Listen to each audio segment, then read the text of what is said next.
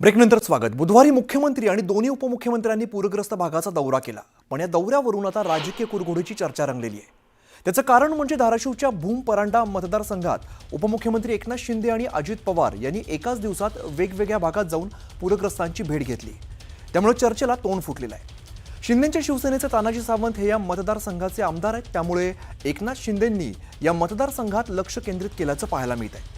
आणि याच वेळेला अजित पवारांनी भूम परांडा मतदारसंघातील पूरग्रस्तांना दिलासा दिलाय। या मतदारसंघातील राहुल मोटे हे अजित पवारांच्या पक्षाचे स्थानिक नेते असून त्यांच्या राजकीय पुनर्वसनासाठी दादांनी हा दौरा तर केला नाही ना, अशी दबक्या आवाजामध्ये चर्चा सुरू आहे। कारण तानाजी सावंत आणि राहुल मोटे यांचं राजकीय वैर काही लपून राहिलेलं नाहीये, त्यामुळे या दोन्ही उपमुख्यमंत्र्यांच्या दौऱ्यात कुरघोडीचं राजकारण रंगल्याची चर्चा आहे।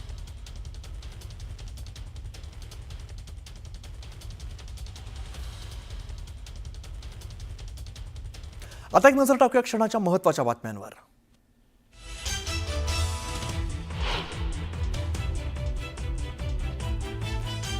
धाराशिवच्या परांडा तालुक्यातलं वाघेगव्हाण गाव होतं 72 तास पाण्याखाली। संसाराचा चिखल पाहून गावकऱ्यांच्या डोळ्यात पाणी। गावात सर्वात आधी पोहोचलं न्यूज 18 लोकमत।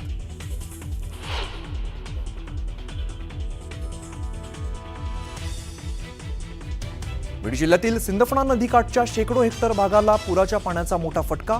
नुकसानग्रस्तांना अश्रू अनावर।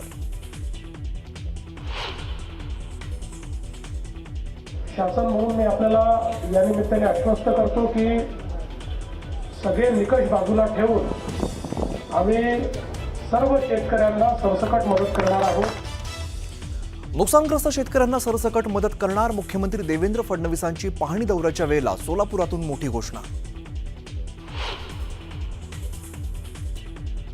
सोलापूरमध्ये मुख्यमंत्री फडणवीस आणि उपमुख्यमंत्री अजित पवारांनी घेतला पूरग्रस्त भागाचा आढावा, तर धाराशिवमध्ये बोटीतून शिंदेंनी केली पाहणी। फोटोऐवजी मदतीच्या किटमध्ये काय आहे ते पहा। विरोधकांच्या टीकेला एकनाथ शिंदेंचं उत्तर, तर मदतीचा टेम्पो गावकऱ्यांनी परत पाठवला। तुटपुंची मदत नको म्हणत कारंजा गावातील शेतकरी आक्रमक। उद्या उद्धव ठाकरेंचा मराठवाडा दौऱ्यावरून भाजपाच्या नवनाथ बन यांची टीका।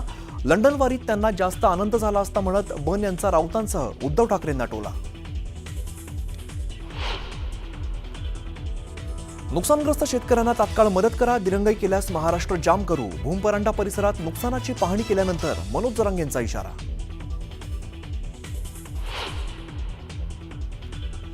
नंदुरबारमध्ये आदिवासी युवकाच्या हत्येच्या निषेधार्थ मूकमोर्चाला हिंसक वळण। जिल्हाधिकारी कार्यालयातील गाड्यांची जमावाकडून तोडफोड। जमावाला कंट्रोलमध्ये आणण्यासाठी फोडल्या अश्रुधुराच्या नळकांड्या।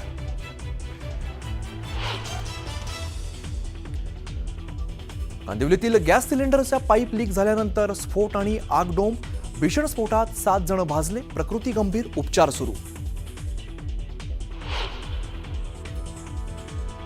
एशिया कपमध्ये भारताचा आज बांगलादेश विरोधात सामना। दुबईच्या मैदानात दोन्ही संघ भिडणार।